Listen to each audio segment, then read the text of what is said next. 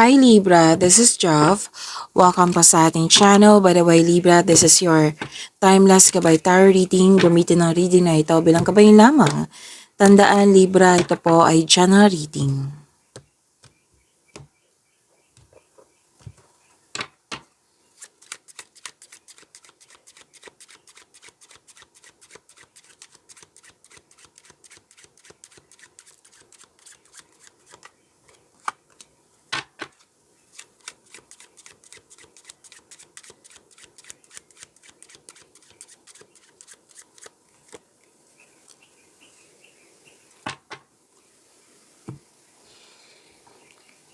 Libra, sabi po dito,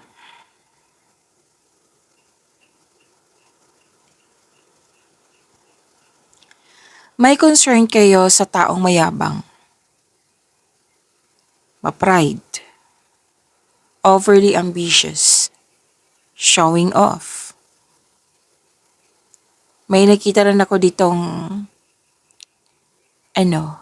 divine protection.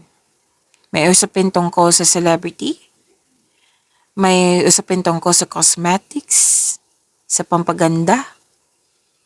And you are divinely guided po. May positive energy akong nakikita dito.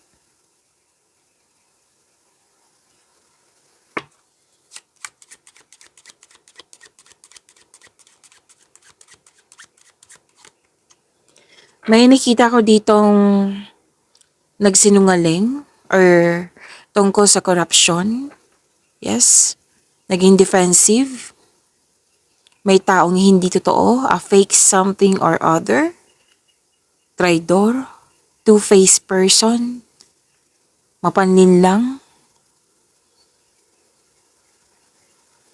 Pero then may nagtanong sa iyo na, are you okay, Libra? Tapos nag-respond ka ng, yes, I'm okay, pero hindi pala. May nangyaring insincerity. May hindi totoo. May mali. Pagkakamali.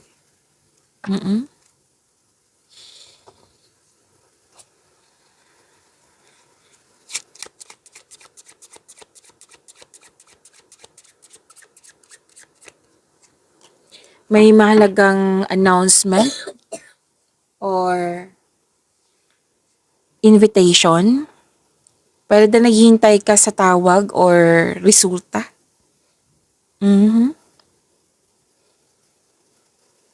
May important communication.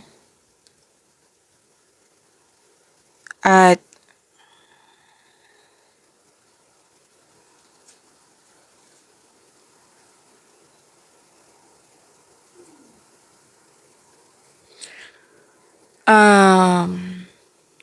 okay.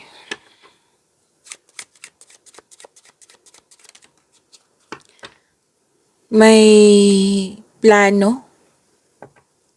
Malalim ang iniisip. Gumagawa ng desisyon. Thinking process po ito. Pwede na nag-self-study kayo or nag-research kayo or nagpa-enroll. Meditating on your problems. Maraming iniisip.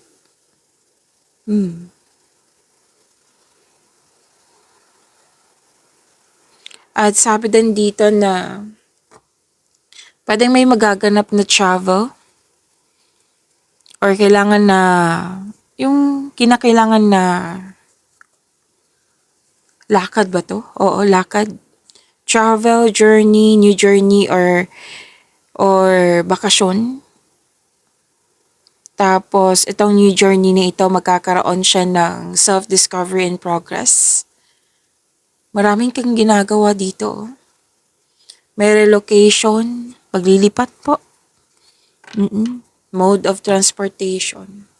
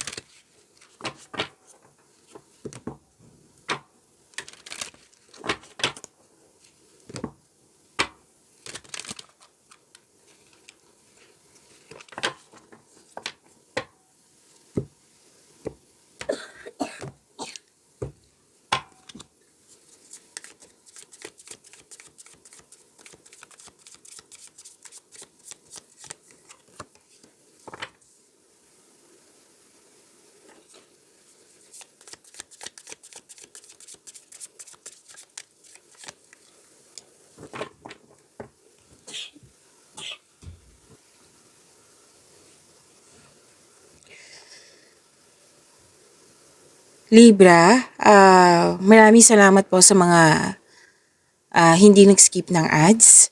Subscribe na po kayo sa ating channel at click bell notification para updated po kayo sa reading natin. At para sa mga gusto magpa-reading po, comment po kayo ng personal reading and check my reply sa comment section.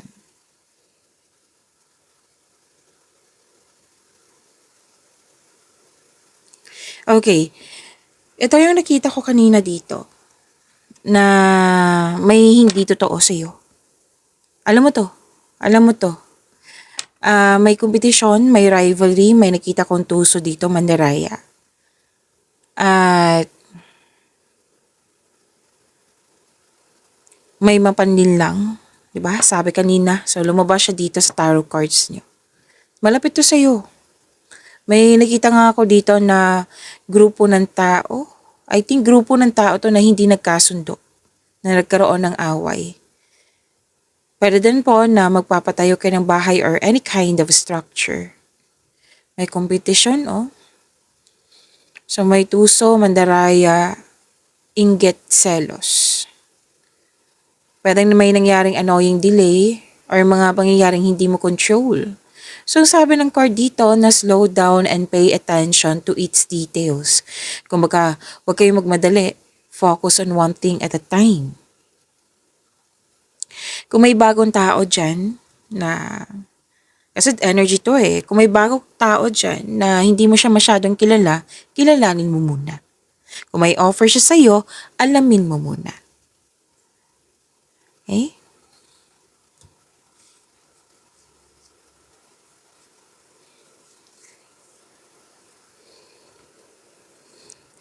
Okay, ito din yung sinabi dito na malalim ang iniisip mo, may mga plano. Oo, lumabas din po siya dito at dito din sa tarot cards nyo about choices, future plan. May ambisyon o idea ang gustong gawin.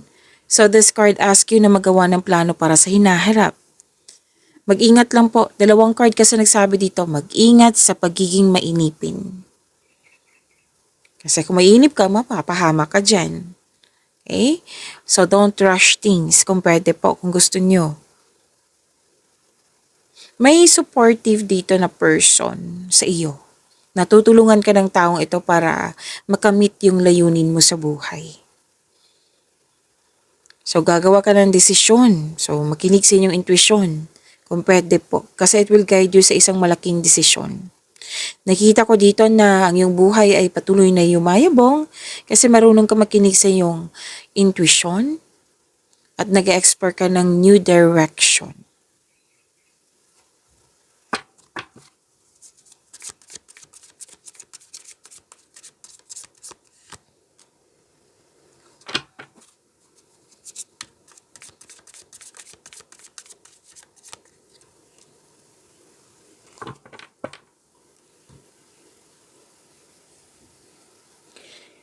Sa career and money, Libra, sabi po dito na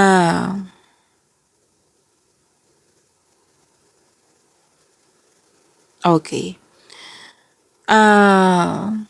Mabilis sumunlad yung mga ginagawa mo dyan, negosyo, trabaho. Kasi, dalawang card niya mismo nagsabi na marunong ka makinig sa iyong intuition. Yes, ang pagsunod sa inyong intuition ay humahantong sa pagtaas ng kita or magdadala sa iyo patungo sa tagumpay. Ang ilan sa inyo dito na may darating na bagong proyekto na very excited ka. This is a go signal na very excited ka na bibigyan mo ng aksyon.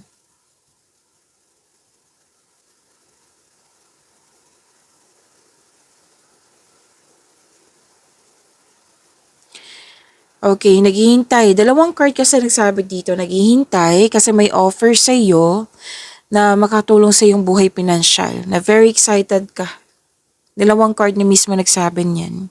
So may mensahe na parating, na bibigyan mo siya ng agarang aksyon. Pero siguraduhin niyong magkaroon ng konkretong plano bago bigyan ng aksyon. Dalawang card mismo ang nagsabi niyan. Okay? So, sinabi din dito na huwag kayong magmadali. Dito, sa dalawang card na ito, excited kayo. So, lahat ng cards dito sinasabi, matibay na plano, One at a time, huwag magmadali, habaan ng pasensya. Okay?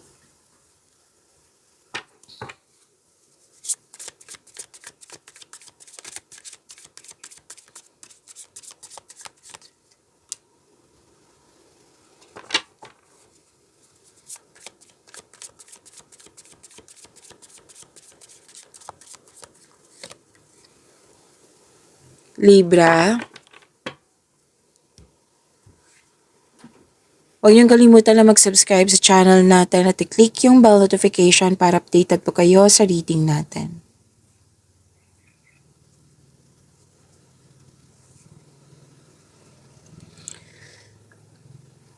Okay, may transformation na magaganap. This is a necessary change. May transition, it's about time. Okay, may ano dito. Pwedeng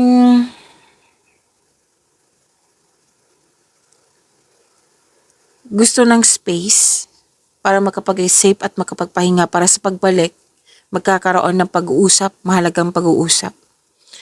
Pwedeng cool off ito or di kaya may usapin tungkol sa paghihiwalay. Or di kaya na yung dating malapit sa'yo na nagkaroon kayo ng loss of connection, may balak po siyang bumalik sa inyo at mag-reconnect.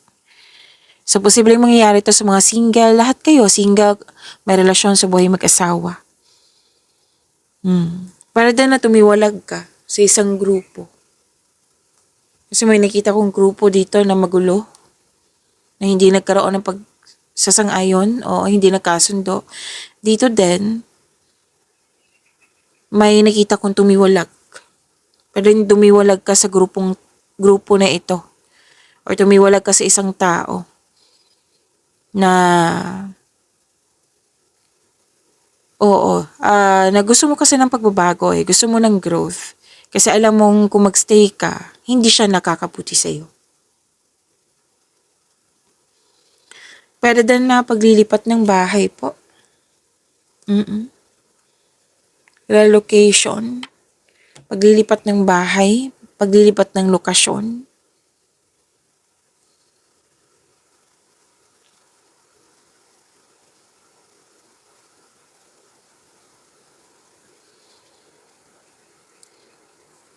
May sabi din dito na